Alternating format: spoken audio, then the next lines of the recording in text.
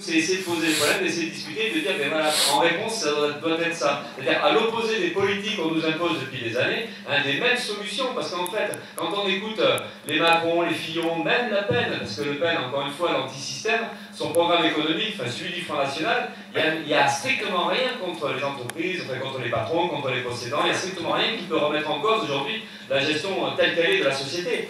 Donc en fait, on se retrouve avec des gens qui moulinent les mêmes solutions, les mêmes trucs. Alors qu'est-ce qu'on entend à chaque fois, tout le temps, hein, c'est que il n'y a pas d'argent pour les services publics et tout ça, donc il faut économiser, il faut réduire la dépense publique, donc tout le monde est sur ce truc-là.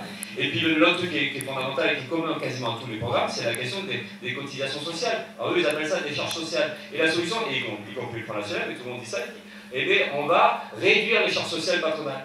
Donc en fait, réduire les cotisations sociales. Et là, aujourd'hui, ça se montre, par exemple, rien que les exonérations de cotisations sociales, c'est plus de 30 milliards d'euros.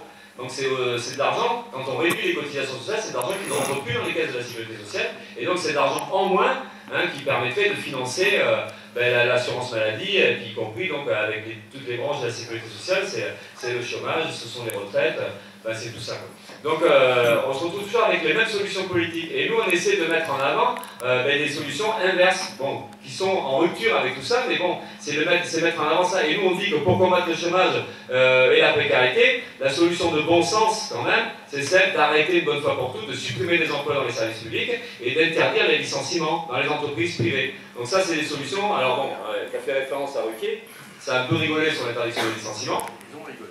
Parce qu'en fait, ce qui est terrible, c'est que, là je le dis maintenant, mais dès qu'on dit un truc un peu progressiste, ou une revendication de progrès social, de quelque chose qui irait dans le sens de répondre aux besoins de la population, c'est de suite taxé d'irréaliste. Ou ça fait rire, ou on se dit, vous faites n'importe quoi, vous dites n'importe quoi, vous ne comprenez rien. Par contre, accepter qu'un mec ait 35 milliards dans sa caisse, 35 milliards d'euros, genre Arnaud, Bettencourt, Aubulier, ça choque pas. On vit avec, c'est pas un truc qui apparaît réaliste, quoi. C'est pas réaliste parce que c'est existant. Mais enfin, c'est pour dire, quoi, dès qu'on discute d'une solution qui pourrait répondre à la misère, à la pauvreté, hein, en remettant en cause la société telle qu'elle est, donc on est taxé d'irréalisme et du coup, la mesure n'est pas prise au sérieux. Et c'est pour dire dans quel monde on vit, c'est que maintenant, là où ça fait malin, là où ça fait moderne, c'est quand on est ultra-libéral. Macron, il est ultra-moderne, c'est pas parce qu'il est jeune, c'est parce qu'en fait, il est ultra-libéral.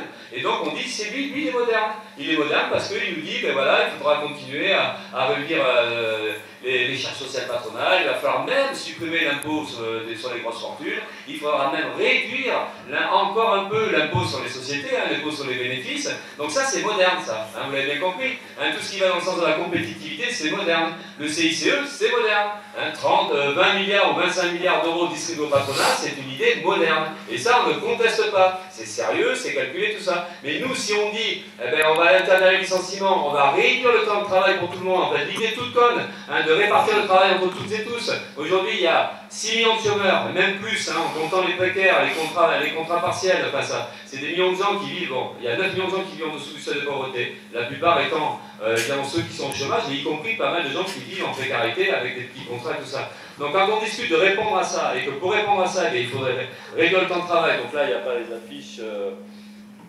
il y a un chiffre 32 heures, je ne sais pas si elle y est, mais bon. Mais même 32 heures, nous on dit qu'il faudrait réduire à 32 heures, on n'est pas les seuls à dire ça, beaucoup le disent, hein. Enfin beaucoup, en tout cas dans le milieu syndicaliste ou certains à gauche le disent aussi. Mais c'est cette idée-là, mais on dit 32 heures, mais ça pourrait être beaucoup moins.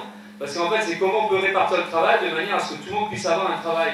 Hein, quand on entend un bon, là, juste en passant comme ça, qui nous dit il faut se faire à l'idée qu'il n'y aura plus de boulot, et c'est pour ça que, hein, vous avez vu la petite mesure de gauche qu'il faisait là sur le revenu de base, mais c'est pas vrai, du boulot il y en a. Mais sauf que le boulot, il faut le répartir, sauf que ça veut dire qu'il faut qu'on combatte les logiques, hein, d'intensification du travail, parce que pendant que les gens galèrent au chômage, et en même temps, ceux qui ont la chance, entre guillemets, de garder un boulot, c'est l'intensification du travail, c'est plus de travail. Vous avez vu les maladies professionnelles qui explosent, donc il y a le côté physique, mais il y a aussi psychologiquement, hein, ce qu'on appelle le burn-out, ce qu'on appelle la souffrance au travail. Il y a des gens qui pètent les plombs, qui sont brisés, hein, écrasés par des logiques managériales. Bon, après ça a plusieurs noms, enfin voilà, il y a des... Et en fait, ceux qui bossent, ils bossent plus qu'avant, beaucoup plus qu'avant. Donc il y a vraiment une possibilité de répartir le travail, ça suppose au moins réduire le temps de travail, et ça suppose aussi de réorganiser le travail de manière à ce qu'on fasse rapporter sur des individus qui sont séparés, cassés, parce qu'en fait, aussi, que ce soit à France Télécom ou même dans le privé, hein, il y a des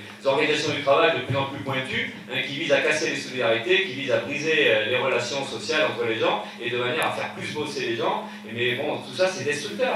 Et donc on voit bien aussi des suicides au travail, hein, c'est quand même plusieurs centaines, autour de 400 peut-être, mais ça ce sont des estimations, et de gens qui se suicident à cause de ces logiques qui sont mises en place au travail.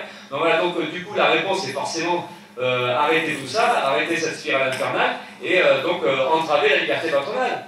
Et ça, c'est choquant. Ça, si on dit ça, ben non, c'est pas possible, c'est pas normal, on ne doit pas faire des trucs comme ça quand même, une atteinte à la liberté. Par contre, voilà, le patron, la liberté licenciée, c'est normal. Donc c'est ça qu'on essaie de remettre en cause. Alors on se rend bien compte que quand on dit ça, c'est pas l'idée qui passe tranquillement, c'est que ça pose problème, ça fait discuter, mais on a intérêt à le défendre parce que sinon on s'aperçoit que plus les années passent, plus la crise s'approfondit, mais plus on recule, plus on baisse la tête, et moins on ose défendre des idées qu'on pourrait dire progressistes, qui étaient des vieilles idées en plus du mouvement ouvrier. Parce que la réduction du temps de travail, c'est une idée qui a marqué l'histoire du mouvement ouvrier. À chaque fois, on s'est battu, enfin je dis les générations précédentes se sont battues, avant c'était 14 heures, puis 12, puis 10, puis 8 par jour. Et les 8 heures, ça a été un combat énorme. Hein, des salariés, des ouvriers sont morts pour ces combats-là. Et après, ça a été les 40 heures, après, ça a été les congés payés. À chaque fois, ces mesures-là, elles étaient utopiques, irréalistes, parce qu'à chaque fois, les patrons se sont dit, mais vous êtes fous, quoi.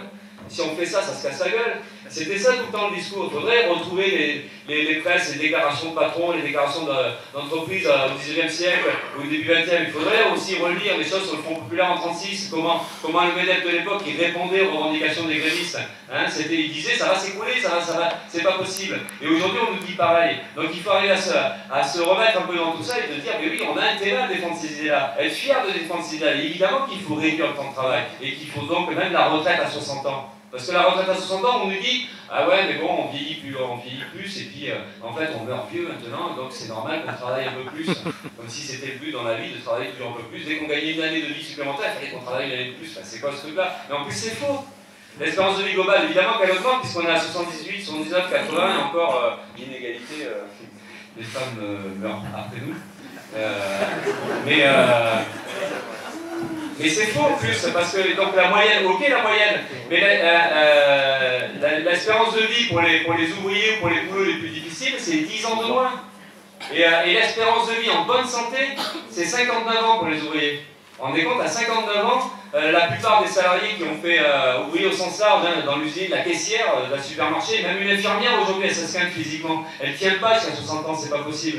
Donc en fait, c'est faux parce qu'en fait, il y a une inégalité profonde au travail. Donc évidemment que la retraite à 60 ans, c'est toujours d'actualité. Même si on vit jusqu'à 70, même si on vit jusqu'à 80, il n'y a aucune raison de travailler plus longtemps. Bon, mais ça, dire ça, il faut arriver, il faut oser le dire, il faut l'affirmer. Et par les temps qui courent, c'est vrai qu'on a plutôt tendance à plus le dire ou pas trop le dire. Donc la campagne électorale, c'est aussi ça qu'il faut qu'on arrive à remettre en avant. Tout ce qui peut être progressiste, hein, dans ce sens-là, ça de revendiquer des acquis sociaux, des progrès sociaux, et reprendre tout le combat des années passées, et en disant, mais oui, il faut aller plus loin, oui, il faut réduire le temps de travail, donc la retraite, et puis l'interdiction des licenciements. Donc bon, voilà. Donc ça, c'est des réponses qu'on dit, je ne vais pas tout détailler, parce qu'après on a des réponses sur plein de choses, la précarité, les contrats à temps partiel, enfin voilà, il y a plein de choses, hein, puis l'inégalité profonde qu'il peut y avoir, parce qu'on sait bien qu'un travailleur handicapé, il va avoir plus de mal à trouver du boulot, hein, qu'une femme, déjà, 80% des temps partiels, c'est pour les femmes, hein, donc déjà on voit bien l'inégalité de ce point de vue-là, mais un arabe, pour trouver du boulot, on sait que c'est beaucoup plus dur, donc on sait qu'il y a plein de choses là-dedans, mais ceci dit, globalement, en tout cas, il y a toute une bataille à mener pour arriver à justement limiter les libertés patronales. Mais nous, on va plus loin que ça, parce que là, on se contente juste de dire au patron, attends, stop, là, tu fais plus. Mais sauf que le problème qui est posé, c'est au-delà de ça. C'est que nous, on pense qu'il faut poser le problème de l'expropriation de secteurs entiers de l'économie capitaliste. Alors, en réalité, il faudrait tout exproprier. Il faudrait une économie socialiste, une économie, justement, où l'ensemble de la population contrôle. Mais là, dans l'urgence, puisqu'on est dans une période électorale, on peut discuter de ce qu'il pourrait y avoir à faire en urgence, mais dans l'urgence, il y a des secteurs entiers qu'il faudrait réquisitionner. Le secteur bancaire, pour nous, c'est un secteur à réquisitionner, à socialiser, dans le sens où il faudrait qu'il soit complètement libéré de l'empreinte du privé. Il faut